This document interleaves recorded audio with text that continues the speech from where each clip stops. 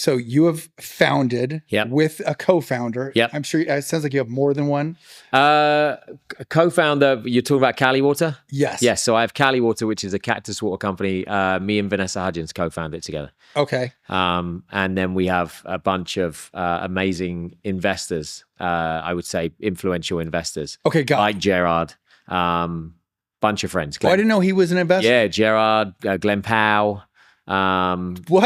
bunch of amazing people got behind it. Yeah, Spectacular.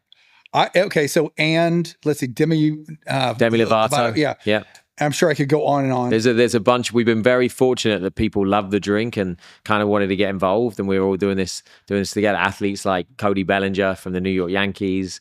God, there's a lot of people. The DJs, Loud Luxury. Claudia Gadella, the UFC women's champion. There's like people from every walk of life that have got involved in this drink. How It's old amazing. is the company? We're in our 4th year.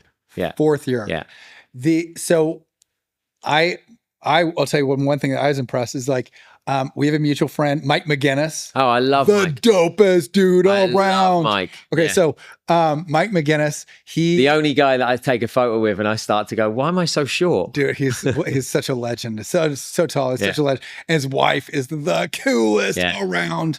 Anyway, we were both invited to this like killer Lakers playoff thing. Anyway, I noticed that you broke out Cali Water. Yeah. And so this is what I think is very impressive is as a founder, you seem to carry on the passion for the product. Yeah. I only know of a few examples where like Ryan Tedder has a company called Mad Tasty. Yeah. Ryan's an investor in Cali Water. Shut up. Yeah. Ryan's an investor in Cali Water. Okay, killer. Yeah. Love that guy. Yeah, Ryan's been a dear friend for, I think close to when the band first started. Dude, he's okay. As go on. As in One Republic. Yeah. So he also has the same passion for Mad Tasty. Yeah. And I have such total respect for that.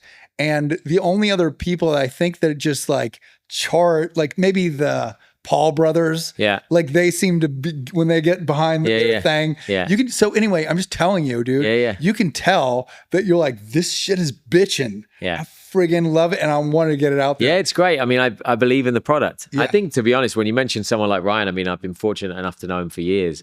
And, you know, you're inspired by people around you. And I think that guy and his work ethic and the way he carries himself, and if he's going to get behind something, he's behind it. Totally. You know, you learn a lot from the people that you're friends with. And that's why I think it's important to be careful who you're friends with as well.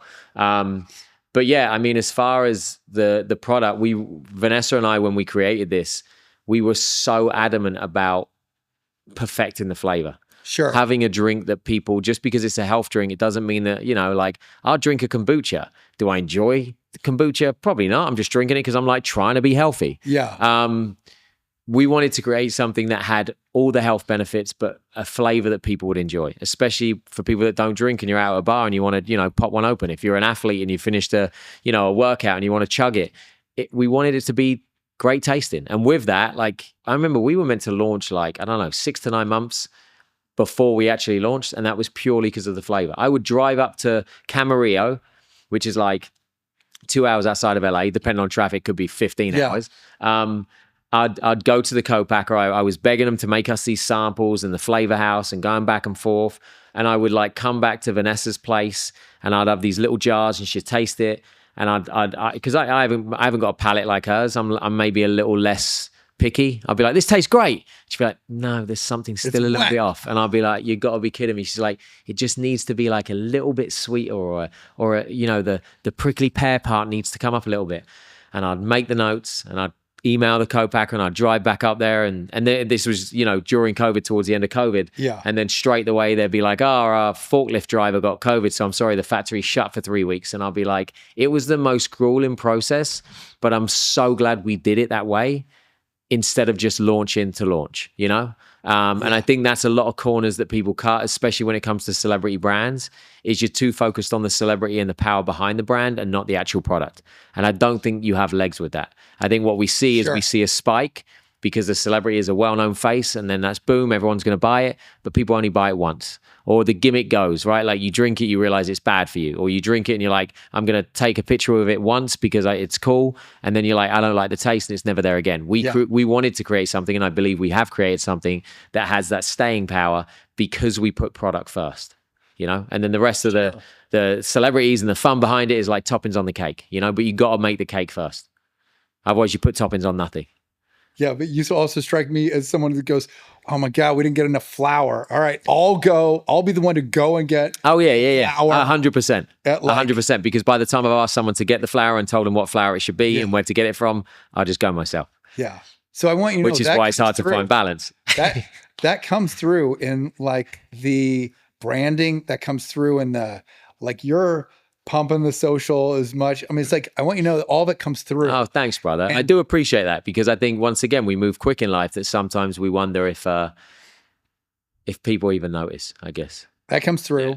And this is it, right? This is it. And you can tell that it's very authentic. Yeah. Vanessa looks a lot better in the photos than I do. So there was a good marketing reason there. Dude, there's like one photo that you have, which is like you and like 5 of the most beautiful women in the world. No, it's the kids' pouches. For the kids' pouches. Jeez, dude. Honestly, that shoot for me, because this is like, look, Vanessa and I go back, gosh, 16 Who else is in 16 years. Wait, who are the other? Brooke Burke. Yeah. Nikki Reed. Vanessa and Rosalind Sanchez. Is that on the website here somewhere? Yeah, it should be. The kids' pouches, the kids shot should be somewhere. So yeah, we launched kids' pouches. And the best thing about that is, like, as I say, Vanessa and I have been, you know, she's been my sister, like she's family for 16 years. You know, she's had my back through everything, and vice versa. And then, you know, Nikki has been one of my dearest friends for probably not far off, maybe 15 years. I mean, Nikki, just I was 28, 29. So yeah, 15 years. Brooke, 20 years. You know, like, these are friends that we've been through it all together. And so that day for me on Malibu Beach, this big photo shoot for the kids' pouch and having everyone there, and Rosalind's such an incredible woman. It was like, I think at one point, I went to the trailer and I just had a little cry, because I was like, this is the weirdest, most amazing, most brilliant. How has this happened? You know, they're Brooke's kids. Cool. Yeah.